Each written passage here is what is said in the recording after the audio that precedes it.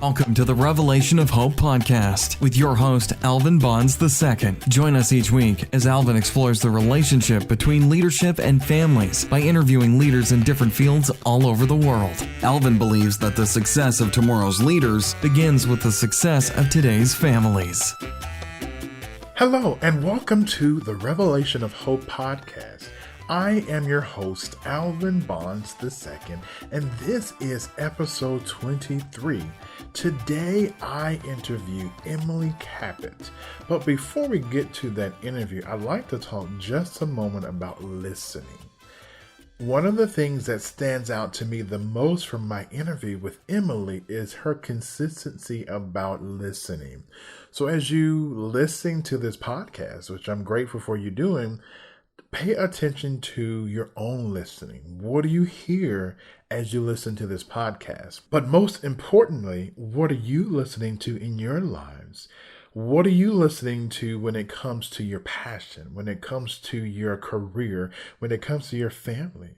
If you are a leader or someone in authority, what are you listening to when it comes to your customers, when it comes to coworkers, when it comes to whatever your business may be? Emily's profession is about listening to her clients and providing them the tools and resources they need to communicate themselves to the world. Emily is a 3-time certified master resume writer, one of the youngest to reach this milestone globally, and industry-leading career strategist. She is also the founder of Refresh Your Step LLC, a career advisory firm with clients located nationally and internationally. She and her team of highly certified writers and career advisors work extensively with clients on all facets of their career progression, including resumes and cover letters, LinkedIn profiles, negotiation tactics, job search strategies, mock interviews, career guidance, and more. In addition to her client work, Emily's insights and guidance have been published in Forbes, Recruiter.com, Career Metis, Look Sharp, and Mind Body Green, among others. She has also been profiled by Forbes, is a founding member of the Forbes Coaches Council, and was recently noted as one of the nation's 10 resume experts we love by Recruiter.com. It's an honor to have Emily on for today's podcast. Well, Emily, thank you so much and welcome to the podcast. Would you mind telling us about you? Sure. I am Emily Kapit. I'm a triple certified master resume writer and leading career strategist. I am the head career strategist actually at Refresh Your Step, a boutique career advisory firm. We are based here in Atlanta, Georgia, but we have clients nationally and internationally, and my team is actually based all over. We work with clients on resumes and cover letters, LinkedIn profiles, as well as understanding the full LinkedIn platform and how to use it, interview prep, networking techniques, job search strategy. So sort of runs the whole gamut, a very holistic approach and well-rounded in that regard. But that's a little bit about me and what we do. Yeah, so if you don't mind, tell us how you got started in this. Yeah, absolutely. So my first love in college was actually journalism. I was always a writer, and I specifically did broadcast journalism, meaning I loved being on air and was not intimidated by that at all. I started working up at NBC and ABC in Manhattan right after college. Was lucky to have that break in there, but also fortunate to see that that was not the industry I ultimately wanted to be in, simply because I found that I didn't like the atmosphere. The work was great. The people and the environment truly were not. I didn't find that there was great leadership in how things were run and how people were being treated. So in a brilliant move, I moved over to investment banking, or at least working at an investment bank, thinking that somehow there would be better leadership and there would be somehow a better work-life balance. I was pretty wrong on that, but very, very wrong. But I really did enjoy the time spent there. I was working at the now defunct Lehman Brothers, but I was there during the good years. Yeah. I worked in, thank God, right? I worked in corporate communications, so global PR, as well as recruiting for the firm. And in both instances, both roles, I was really intrigued because I saw the number of people at a very executive level, because that was very much my role on the PR side, as well as throughout all levels of the company, which was on the recruiting side, people did not like what they were doing. They didn't like it. And they didn't have the mentorship, the leadership at the company to help them find their way out. What Lehman did have, and I will say this, as sort of a positive about them, is they really allowed people to move around internally quite a bit, but there wasn't a great amount of leadership regarding like, oh, this is what you want to do. Like, let's help you really grow here and identify what you're doing a good job at and really capitalizing on it. So there wasn't a lot of that, but there were a lot of people who didn't like what they were doing. They were there for the wrong reasons. They were there because they thought they'd make a ton of money. They were there because their parents told them to do it. And they didn't know how to get out. And so I was so intrigued by this that I decided I really want to help. And I specifically at that time was also in my mid-20s. And so I wanted to help that population that was like sort of mid-20s to mid-30s. They didn't have a lot of support. There was a lot of support for people who were like advanced professionals and executives, a lot of coaches for that.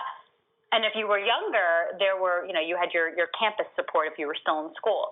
But there wasn't really anything for young professionals. And so at that time, I thought, let me help what is essentially my own peer set. So I left Lehman in 2007 and went back to grad school, specifically for educational psychology, with the goal of starting a career advisory firm for young professionals. Initially, resume writing was not meant to be a central component of what I was doing. And at that time, it was just me. But I got to be very well known for it. And not even just among young professionals, but all levels. It was just, I understood the strategy behind writing them. I also could partner with people on helping them pull out what they really like to do and focusing on the achievements tied to those.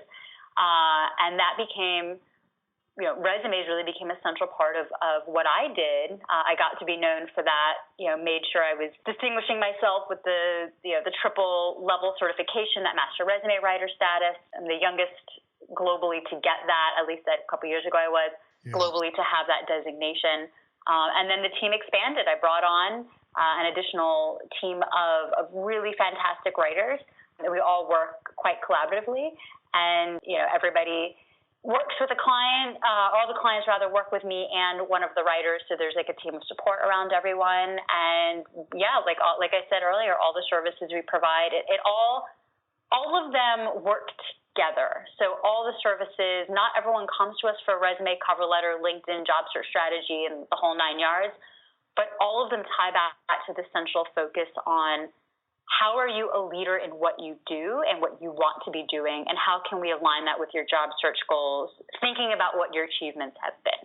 I think that's amazing. And what I love that you discovered about yourself is what your passion is, and you are helping other people discover and express that. And so 100%, yeah. Yeah, that's awesome. Tell us, if you don't mind, a little bit about your own personal philosophy of leadership. Yeah, that's a great question.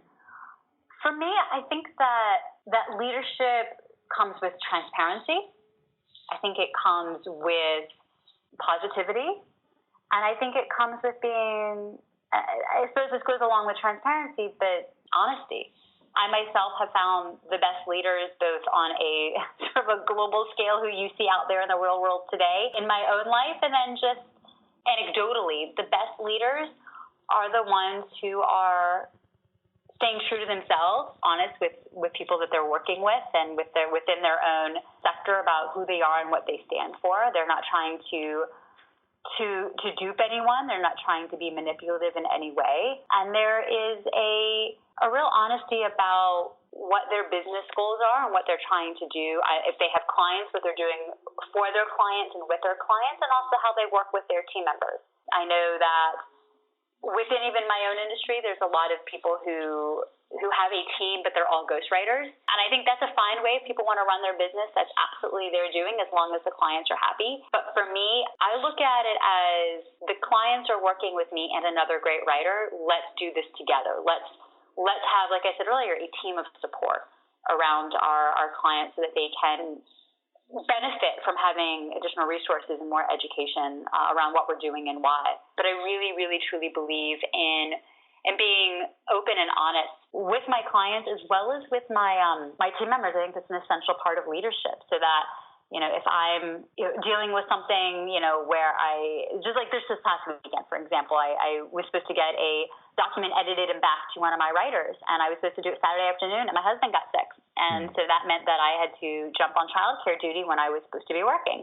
And I was very forthright emailing my team member back and saying, listen, I'll get this to you on Sunday. My husband got sick, because life happens. And I think that if there's this idea that as a leader, everything is perfect and life is amazing and nothing goes wrong, and I think that can only lead to downfall, because it's just not realistic. So again, leadership for me is all about transparency, honesty, and being open with everyone.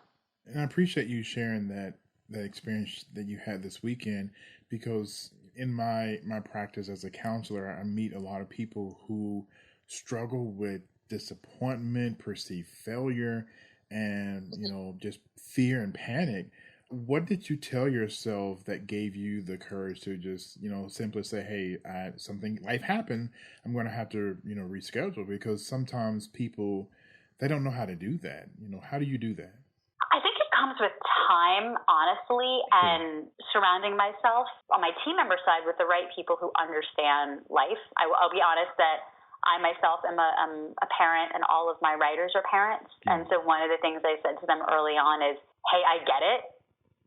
This is hard. Working and parenting is hard. I want you to be open with me. And so having the right kind of team members that we all support each other in this work-life balance that is pretty insane at times has been very helpful. But I've also found that it's okay to say no to people, and that I've given myself that as a tool in my toolbox, where when I say no to people, and if they get upset with me when I've been professionally very upfront with them, I'm not, if it's a client, I'm not going to say, hey, my kid was throwing up on me at 3 a.m. last night, and now I'm getting sick too, and, now the dog is sick, and life is just going to, it's just going to smithereens here. I'm not going to tell a client that, but if I tell a client, listen, we had some family emergencies in the last 24 hours. This is going to take me a little bit of extra time. Most clients will understand that. Most team members would understand that. If a client blows up at me because my life happens, they're not the right client for me.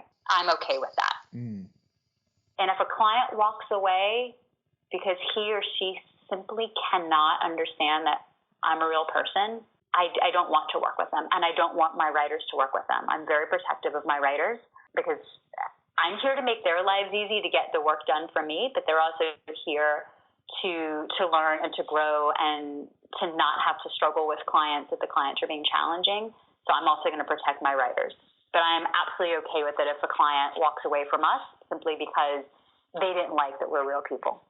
That is so empowering, and I love that you set that standard for yourself and for your writers as well. I'm curious, what or who has informed this mindset or type of leadership for you?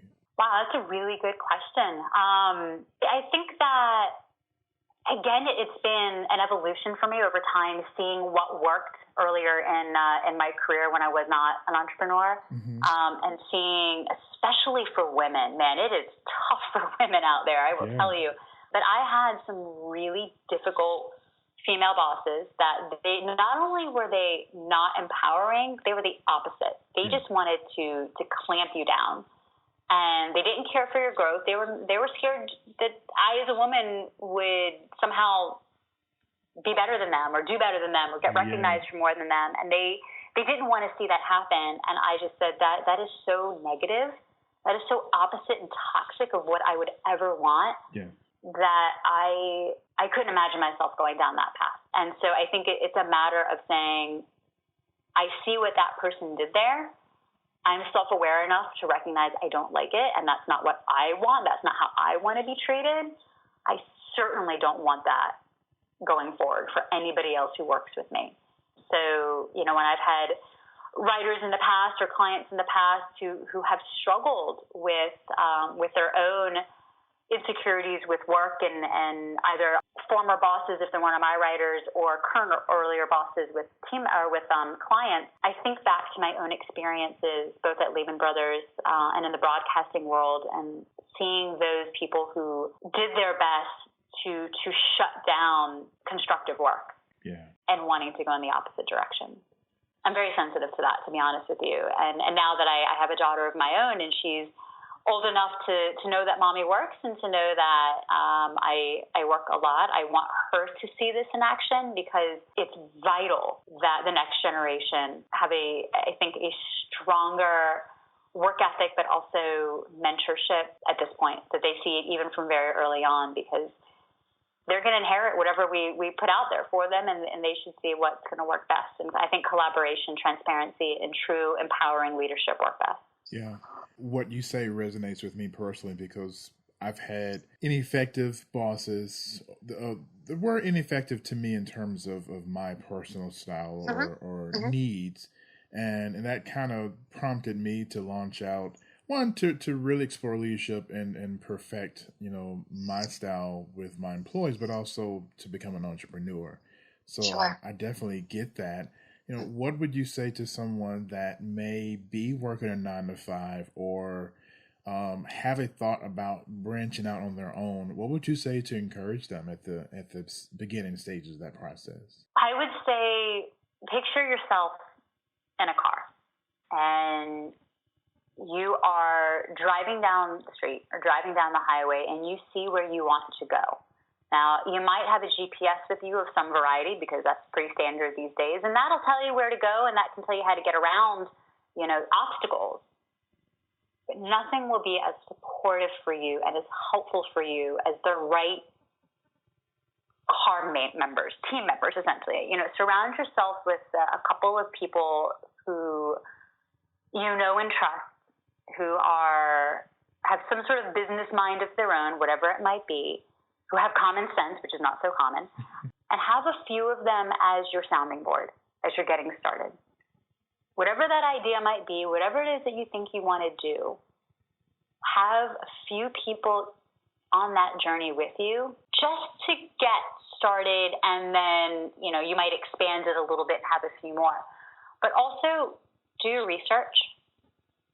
Talk to someone who you don't know, who might end up being like a business coach of some kind, who can objectively provide you with some insight that'll be really helpful as you go down this path.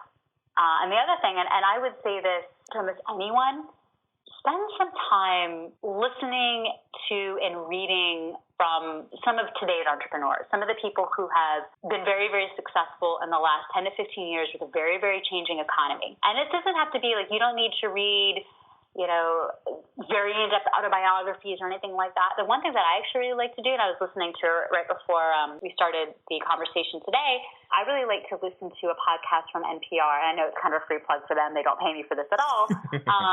But it's called How I Built That. Yeah.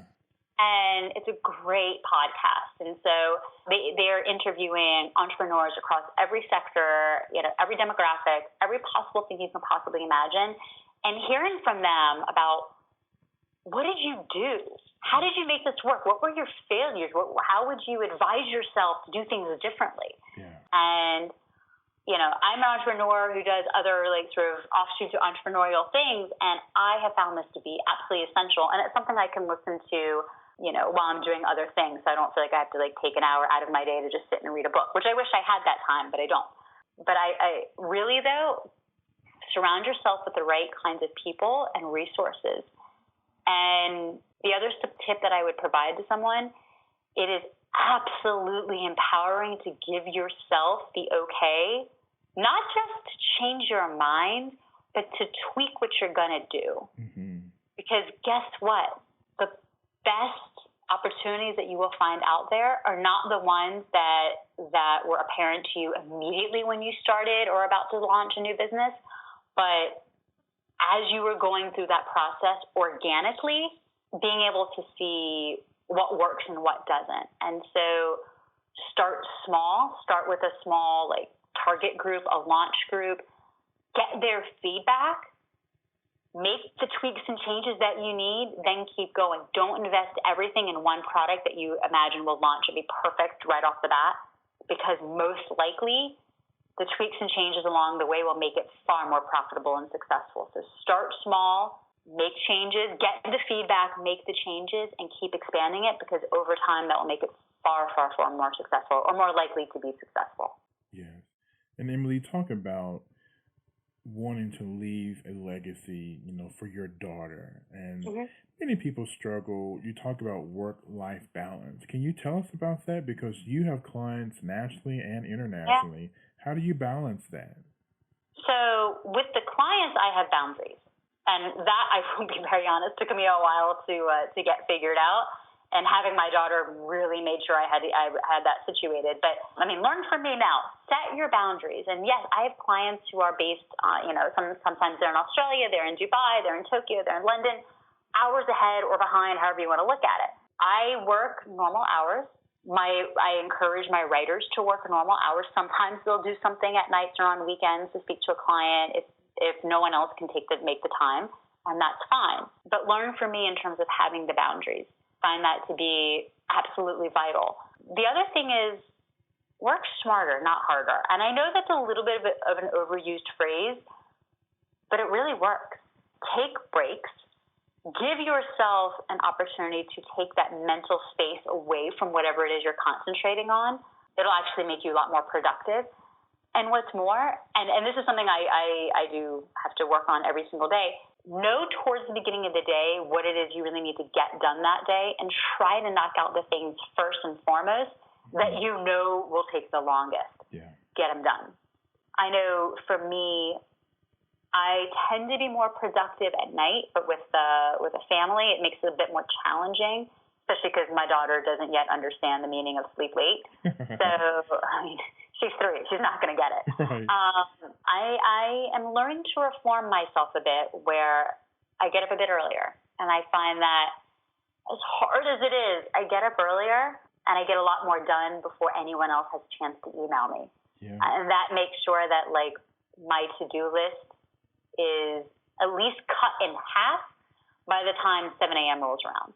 It's not easy, and for those of you out there who are big coffee drinkers, for sure, make sure that coffee is ready to go when you are. But it makes a big difference. And absolutely nothing for me will take the place of spending time with my daughter. And so everybody has a different parenting philosophy, but, I had a child to spend time with her. So that does mean that I work a lot of weekends. I may not talk to clients on weekends, but I'm still working weekends, doing business development and doing stuff for the writers. But I make sure that is productive time. I make sure that is time where my daughter is with my husband and having fun, so that when I'm there, it's great family time. The other thing I would say is, and this is really part of work-life balance, and it's not easy to do this, and I've had a lot of people, I guess, come up to me after or once they've noticed and say, you really limit other things that you do. And I say, yeah, for me, the priorities, and this is in no particular order because, to be honest, the order changes. The priorities are family, work, and my own physical health, because I work out a lot because it's my decompressing time. It's the only time I feel like I can actually, think on my own. So yeah, I do like to work out and be at the gym when I'm not with my family or working. And those are the 3 priorities. And that means that I am not always going to crazy late networking events, that I'm very, very picky about the social things that I do, simply because I don't have time for them all. And when you give yourself the okay to pick the 3 things you care about spending the most time on and letting those other things fall away, that in and of itself is empowering, because I think for a lot of us these days, especially parents, especially moms, other people too, but again, especially moms, there's a lot of you have to be the perfect parent. You have to be very involved in your child's school. You have to go to all these, networking events and parties and plan everything perfectly. And it's hard. My daughter's birthday party is this coming Sunday. And you better believe that I've been planning this for a few weeks because I can't do a whole lot this week. Yeah. And it has to happen. And it's not going to be some crazy Pinterest-worthy kind of thing. It's going to be a child's birthday party, and it will be fun, and she will enjoy it. But please don't expect that I will be spending $10,000 on something absolutely nuts. That's just not going to happen. Yeah. And that's okay, because this week my work will get done. My daughter will have a great time at her birthday party. and I will be able to actually do the things that I want and need to do as well. And that for me is a successful week. And if that means that I don't get to go to all the other things that I've been invited to, that's okay. What I appreciate so much hearing you speak is just how consistent you are in giving yourself permission to say no, permission to take care of your family. I think that's phenomenal, and we all can learn from that. If you don't mind, I'm curious to know, you are a leader internationally and even nationally. What does leadership look like at home with you and your husband and your daughter? That's a really good question. My husband, when he hears this, I hope he agrees with what I say. I really truly believe in the idea of democracy, right? Yeah. So, between the two of us, there are things that I give him full reins to handle and do, and that is absolutely okay with me, and he gives me full reins to handle other things. And we talk about a lot of things, everything that we do as a family and as a couple, and it is discussed. There's a lot of communication between us. So leadership between us there's a lot of equality, there's a lot of respect, a lot of transparency, a lot of openness and honesty. So, and even that's just between my husband and I, but also extending to our daughter, where you will not really hear me say the words because I said so to her. Because when I was told that growing up, I was sort of like, yeah, that's not a response. Yes. Yeah, no, yeah, I'm going to need something to back that up. So, and so that goes into how we parent and to how I think being a leader in the real world is obviously a bit different than being a leader at home. But again, it goes back to that openness and honesty and transparency and that respect. So my daughter's, 3, almost 4, but just because she's a little person doesn't mean that she has zero opinions and that they're not fueled by something real. And so we want to hear from her. And so, she might give me a really good detailed list of why she thinks chocolate for dinner should be an okay thing, which she has tried. But then we talk about why that's not healthy, why that's really not the ideal thing, why that will end up, hurting her stomach more than she thinks it will. And then we make better decisions. But we hear her out and we hear each other out. And I think that as part of, honestly, that can extend to how I look at running the business, both with the team members and the clients. I want to hear everybody out. If you have a different opinion than me on how to do something or what we have crafted in your resume or your LinkedIn, I want to hear from you about it. And we will have a very open conversation, because at the end of the day, the clients specifically, they're the experts in who they are and what they want to do. We're the expert writers, and we need to be collaborative on that. Same thing at home. My daughter, she's still growing up, but she still has her own thoughts and beliefs and opinions, and we're working through that. But I have to say, it makes for, knock on wood, a little bit of an easier home life when there's no real blow-ups or tantrums, and we don't say yes to everything. We just have a lot of open conversations about it, which means a lot of talking. Yeah.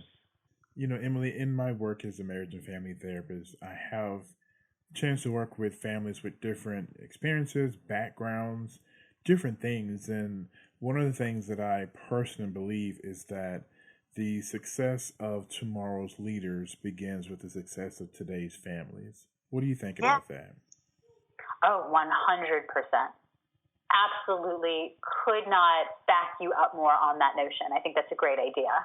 I really wish that more parents were, open about what they're doing and why they're doing it, and listening to their children and just being more communicative, not necessarily doing it the way that I do it. The way we do it works for us, and that's great, and everybody needs to have a way. But it just feels sometimes like there's not a lot of respect going from the parents to the kids, but then the kids don't learn respect, so then it doesn't go back to the parents, and everybody's frustrated.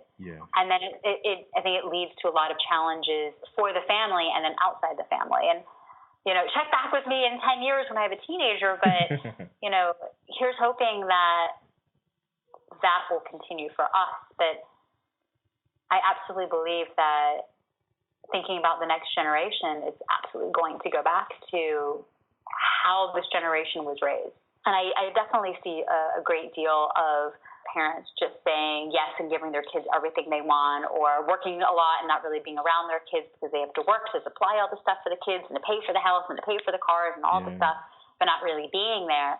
What I wish I saw more of is a focus on time together, not things purchased. And I think that makes a big difference, especially as you're preparing another generation. We have a lot of stuff that we can buy these days, a lot of stuff that's really expensive, a lot of more stuff that's not expensive that kids want, but it's not about that.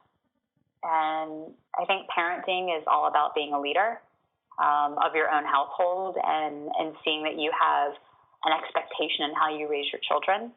And it's not always easy to, especially when you work a lot, to make the time to spend with them. But it's vital. They learn from you, and you learn from them, and I think that's really important. I agree 100%, and I appreciate you sharing with us your style of parenting, and I really do see that as being most effective. And, you know, everyone doesn't have to do it precisely the way you're doing it, but the mindset of giving your child a voice, because she has a voice, and that voice matters, and that voice is going to decide, you know, our future. Yes, 100%. She does have a voice. All the children do. And this isn't meant to be like a sappy kind of a thing, but was it Michael Jackson's song, "The Children Are Our Future"? Yes, they are. They are the future leaders, and they deserve to know that they have voices now, and that there's a respect for what they have to say, and even before they're able to speak, what their feelings are. Just, again, being little doesn't mean no feelings. It means that you're just starting to learn and understand what those feelings are. Yeah, I'm curious to see what the next generation turns out as. I can only hope that my daughter and any additional children that we think of having are positive forces in that regard as leaders in whatever they decide to do. Yes. Emily, I just appreciate you taking the time for this interview. Is there anything else you'd like to share with our listeners before we close about leadership, passion, just anything? I think that, and I think it's a great question. It moves away from the parenting topic back to more the business side. Clearly, both of them are passions of mine, but I think for those who are thinking about their own career path, you always have the opportunity to move in the direction that you choose. And even if you're thinking about staying within the same sector or moving into a different side of the sector that you're in, or you want to make a change altogether, you can do that. And it's about capitalizing on who you are and what you've done and what you most like to do, and then being very, very strategic in setting yourself up that way. And showing to whomever the readers of your documents, LinkedIn, resume, otherwise might be, showing them that you are a leader in all that you do, that you are focused on achievement in all that you do, and utilizing that information to make the case for your own transition. We're always here to help, so you can find us at refreshyourstep.com. But just remember, you can always make the change and do more of what makes you happy. Thank you so much for listening to this podcast. Please be sure to subscribe, as well as providing a rating and review. Every week, I will interview a different leader and invite them to share with us their views and perspective on the relationship between leadership and family. Be sure to visit my website. It's www.alvinbonds2nd.com. That's ALVINBONDSII.com. Have a great day.